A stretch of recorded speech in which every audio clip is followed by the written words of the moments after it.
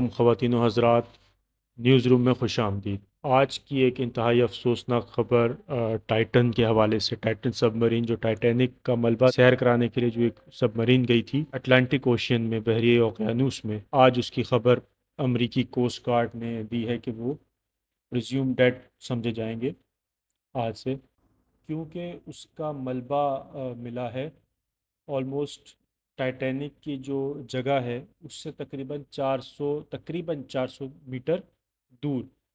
उसमें ये अज्यूम किया जा रहा है कि गालिबन सबमरीन का जो सबमरीन थी वो टाइटैनिक जहाज़ के मलबे से टकराकर फट गई, प्रेशर की वजह से, अंडर वाटर प्रेशर की वजह से, क्योंकि नीचे बहुत ज़्यादा प्रेशर होता है, इसकी वजह से वो फट गई और उसी वक्त तमाम लोगों की मौत हो गई।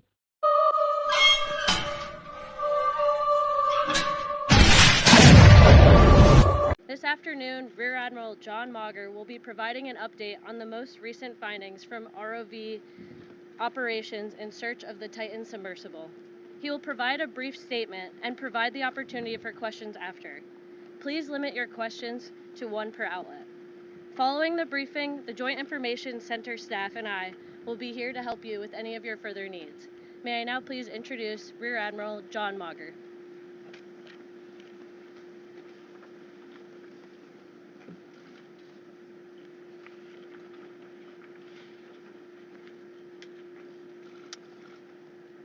This morning, an ROV, or remote operated vehicle, from the vessel Horizon Arctic discovered the tail cone of the Titan submersible approximately 1,600 feet from the bow of the Titanic on the seafloor. The ROV subsequently found additional debris. In consultation with experts from within the Unified Command, the debris is consistent with the catastrophic loss of the pressure chamber. Upon this determination, we immediately notified the families. On behalf of the United States Coast Guard and the entire Unified Command, I offer my deepest condolences to the families. I can only imagine what this has been like for them, and I hope that this discovery provides some solace during this difficult time.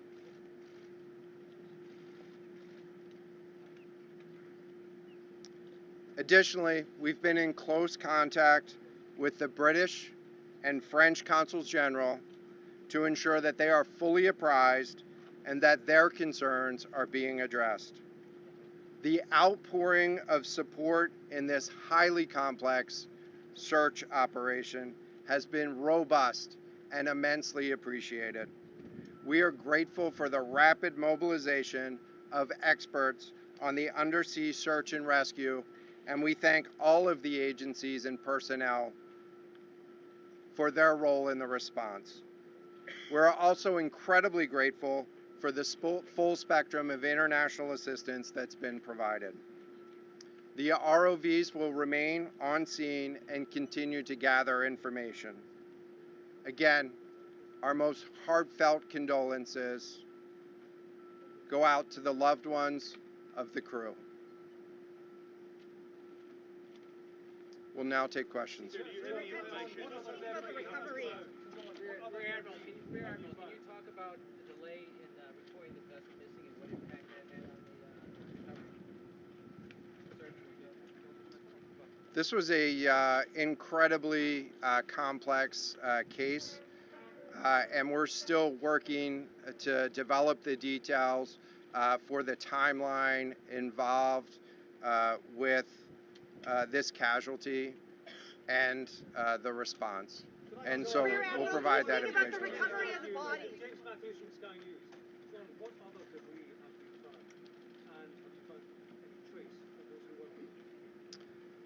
So this is an incredibly complex operating environment on the seafloor, over 2 miles beneath the surface. And so the remote operating vehicle has been searching, and it is highly capable. and we've been able to classify parts of the pressure chamber for the Titan submersible. Let me refer to one of my undersea experts here, Mr. Paul Hankin, to talk about the nature of some of the debris.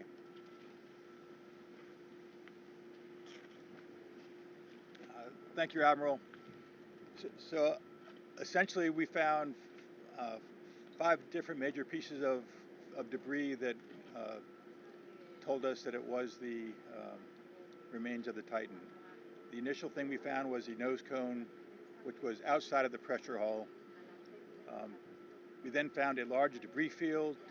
Within that large debris field, we found the front end bell of the pressure hull.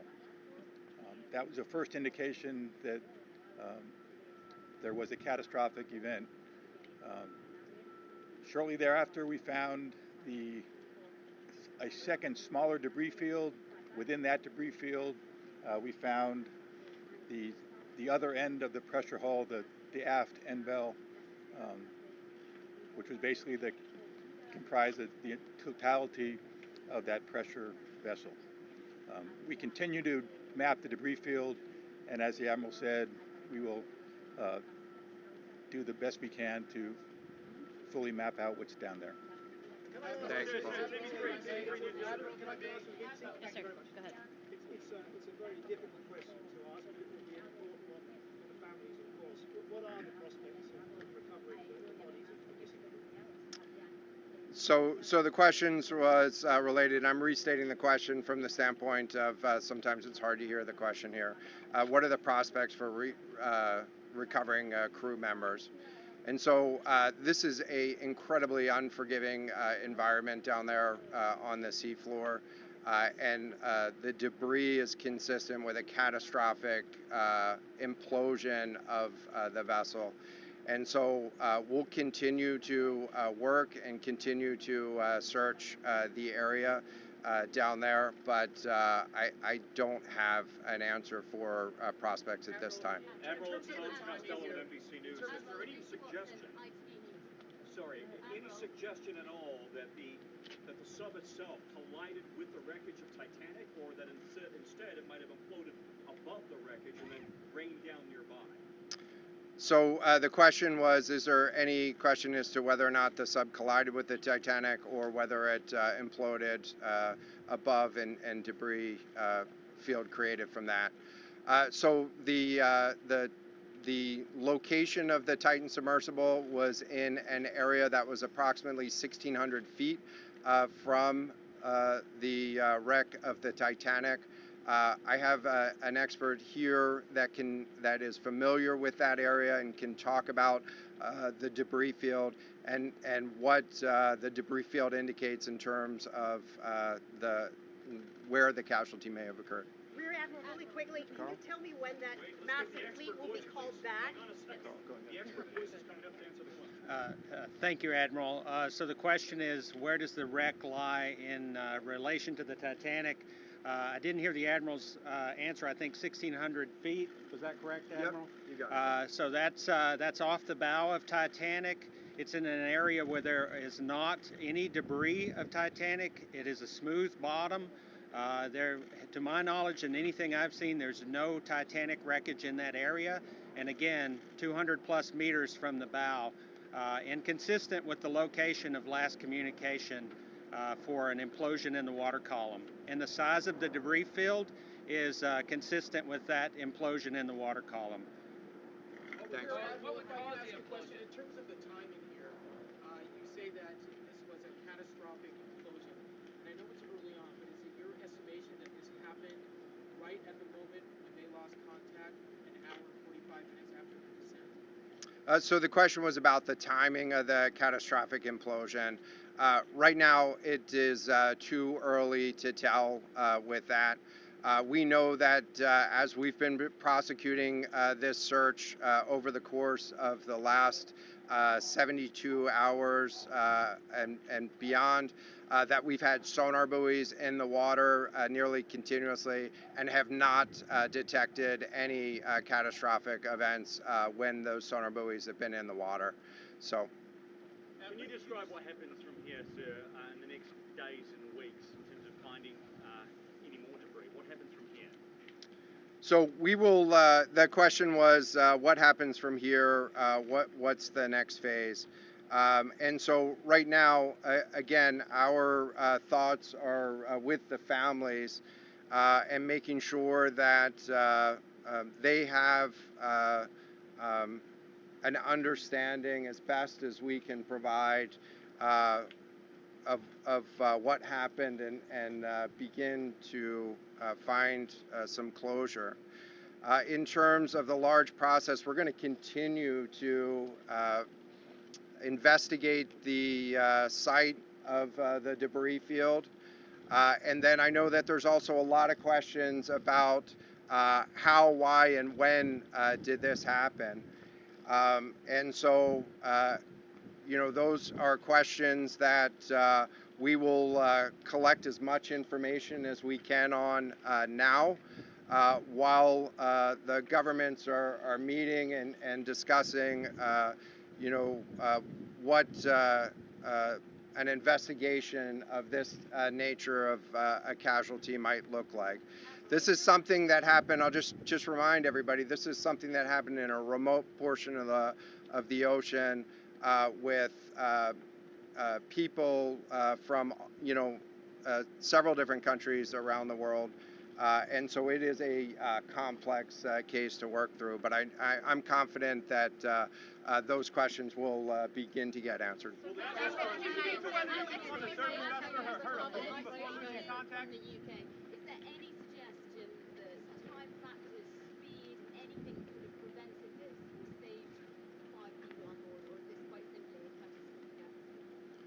The question was there any suggestion that time factors may have played a role or a consideration in the casualty here? And so the debris field is consistent with a catastrophic implosion of the vessel.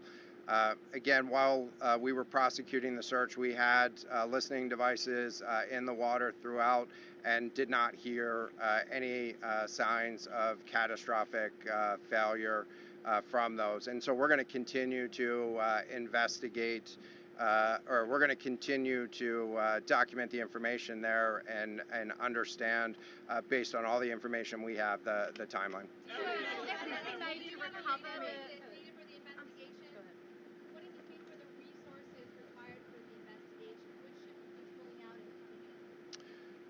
So the question was, what are the resources required for the investigation and which ships will be pulling out and staying in? And so it's too early for me to talk about an investigation. That's a decision that's going to be taken outside of the search and efforts that I was leading. But we do have a number of vessels. We have 9 vessels on the scene right now. We had medical personnel on scene. We had other technicians on scene. And so we will begin to demobilize personnel and vessels from the scene over the course of the next 24 hours. But we're going to continue remote operations on the seafloor. And I don't have a timeline for when we would intend to stop remote operations on the seafloor at this point. Admiral, as a result of this, do you think there should be changes in the way these are safety rated or inspected so that this won't happen again? Yeah, the question was essentially about, do you think that there should be changes in safety ratings or inspection for these standards? I know that there's a lot of questions about why, how, when this happened, and the members of the Unified Command, you know, have those questions too, as professionals and experts that work in this environment. And this is an incredibly difficult and dangerous environment to work in out there. But those questions about the regulations that apply and the standards, that's going to be, I'm sure, focus of future review. Right now, we're focused on documenting the scene and continuing the subfloor operation. We don't know the timing here, but there was the banging noises yesterday that redeployed the ROVs to this area. Is there anything conclusive in those noises, and did that redirection and then finding this debris field today all help? So throughout the search efforts, we reacted to the information that we had available to us. And while we continue to send it off for deeper analysis. Again, really complex operating environment for us to work in. Let me check with the experts, but there doesn't appear to be any connection between the noises and the location on the seafloor. Again, this was a catastrophic implosion of the vessel, which would have generated a significant broadband sound down there that the sonar buoys would have picked up.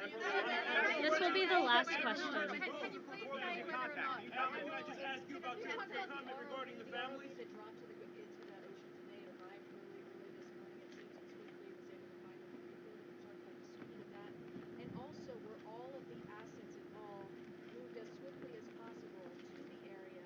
And was any help turned away, as some lawmakers have criticized the government? This was a incredibly complex operation, and we were able to mobilize an immense amount of gear to the site in just a really remarkable amount of time, given the fact that we started without any sort of vessel response plan for this or any sort of pre-stage resources. And so the equipment that was brought on site this morning that we were using was a pelagic ROV capable of operating at 6,000 meters, cameras, sonar, other articulating arms and resources on it. And it, we had to transport it here through C-17 aircraft. This is 2 aircraft that it took to get this up here. And so we've really had the right gear on site and worked as swiftly as possible to bring all of the capabilities that we had to bear to this search and rescue effort. And it was just a huge international and interagency effort to make this happen. So I'm really grateful for all of the responders that came out to support this and really search for the vessel. It is a difficult day for all of us, and it's especially difficult for the families, and our thoughts are with the families today. But this was an immense support, and we had the right gear on the bottom to find it. So thank you. Will you attempt to recover the bodies, can we ask you, though? The victims, will they be recovered? Thank you so much, everyone, for attending this afternoon. There are no future planned press conferences.